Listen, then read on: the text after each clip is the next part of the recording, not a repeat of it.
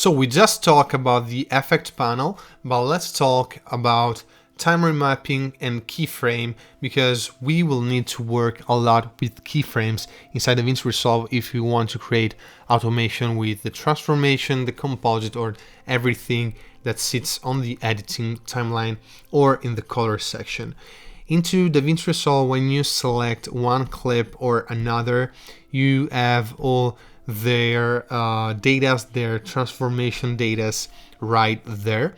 And if you're not seeing this, it's just popping out from the Inspector tool. So if I'm changing something into this clip, let's say I'm zooming in and I'm gonna press to another clip, obviously these will change because I'm looking at the transformation from one clip to another. If we want to reset these parameters, I have this little arrow for each one of these. If I'm doing different changes and I want to change them all, there is this little guy with the plus and everything will change. If I want to animate them, I have these little things, the little diamonds that are keyframes.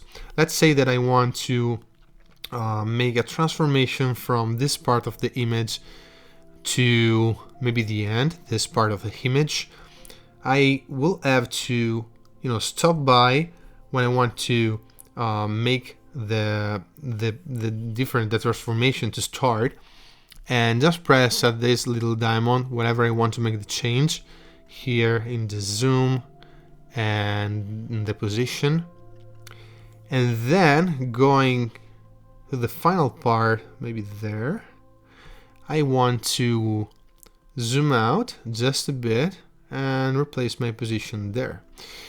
By pressing these little, arrows, I could jump between my two already placed keyframe, and by pressing play, I can see that all my automation are taking effect. If I want to see them manually, I can press there, and here they are. And if I want to see them into this transformation scheme, I can show how much efficiency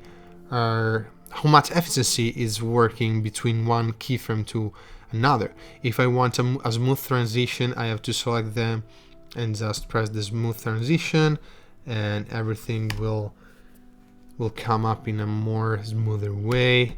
And I can even accentuate this. As you can see, everything is changing also there. And that way I can change the curve. And yeah, everything is customizable there. If I want to add a keyframe, I can just press there. It will add a keyframe. Obviously, I've done a pretty strong effect here, so I have to play it cool, maybe in that way. Okay. And yeah, working with keyframes is pretty easy. If I want to change from the zoom and going to the position, I have to press that little arrow there. Add the zoom in the epsilon. Or I can see, I don't know, all difference in the rotation. Maybe I want to make a little different in my rotation, so I'll put my one keyframe there and another one there. Maybe doing this little change and just randomizing them, but you can say from there that it's pretty easy to work with keyframes from that little transformation tool, or if you want even from the timeline. You just have to choose.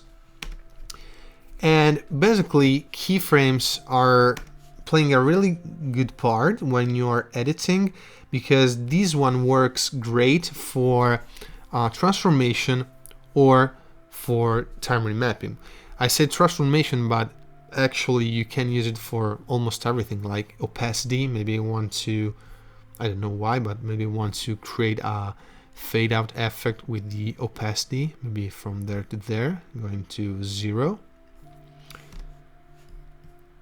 And maybe I want it smooth. I'm gonna select them and just pressing this little curve so it will be smoother. Maybe I want to jump on one effect or another, just to press this little arrow.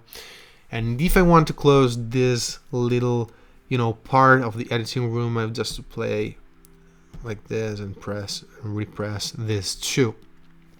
If I want to play with time remapping, or if I want to change the time of this clip, I have just to press R. And by pressing R, I will open this change clip speed windows.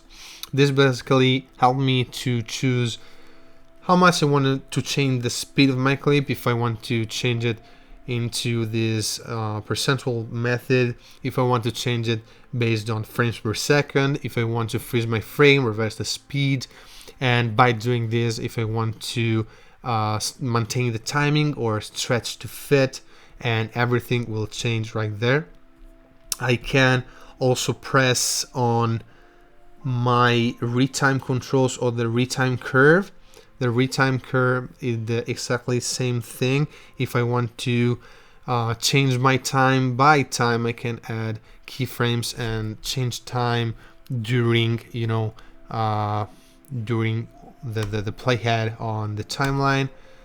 I can also deselect this and change the clip duration.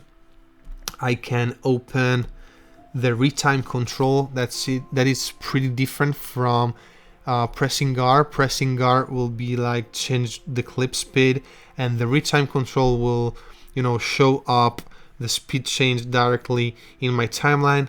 I have a 100% clip right there. I can press there and change how fast it is. I can also place speed points, even more than one.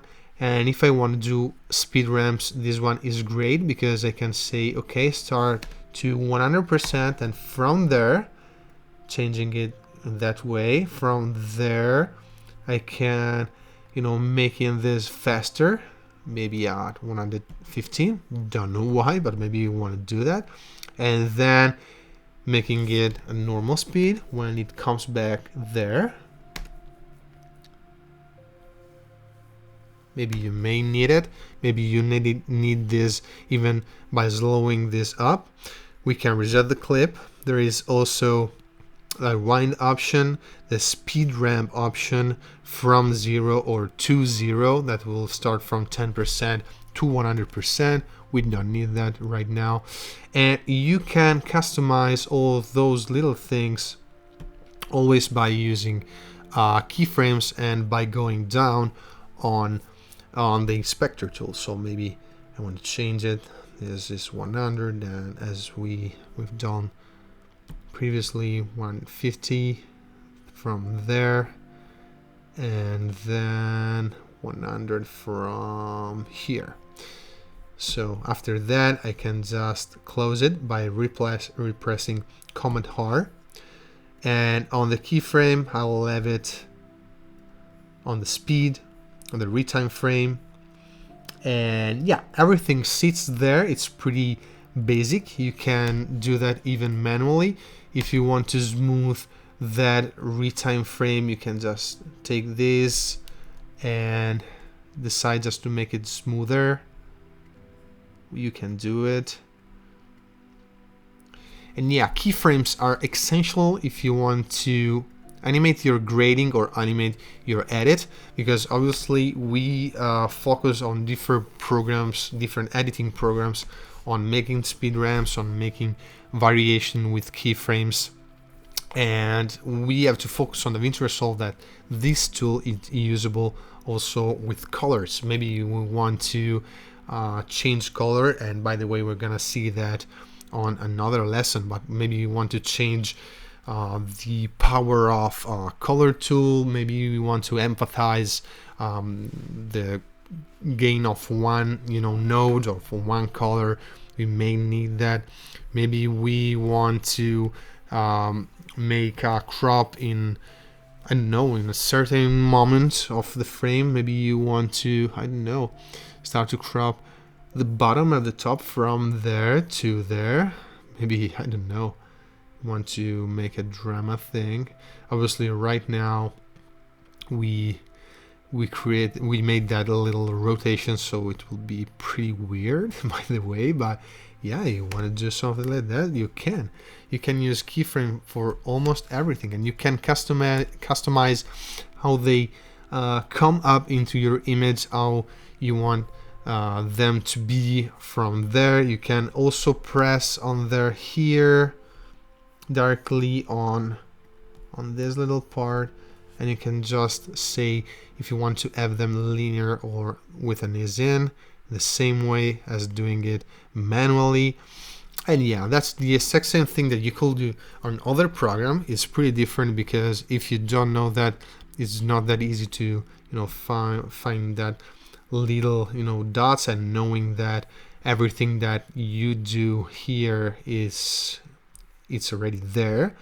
And yeah, by the way, it's pretty simple. Remember always that if you're changing different things, if you are playing with the transformation, with the time, you just have to press that little down arrow and it will show you up everything from opacity to all your transformation or your lens corrector or the speed ramps, and everything you're doing is there. So just try to make few tries with your timeline. So just play with the blue timeline. Maybe you want to slow down some of this part, maybe you want to speed up some of this part. But yeah, the fast thing for a shortcut is pressing R. Pressing R is the fastest thing if you want to take few clips and just change the speed or reverse them. That's the fastest way. And obviously for the other thing, if you want to have it managed in another way, retime controls, it's Command R, super fast. And yeah, or the clip duration, that is super handy if you already know that this clip must, I don't know, must be like 6 seconds, and you can be really accurate. Yeah, once again, keyframes are great.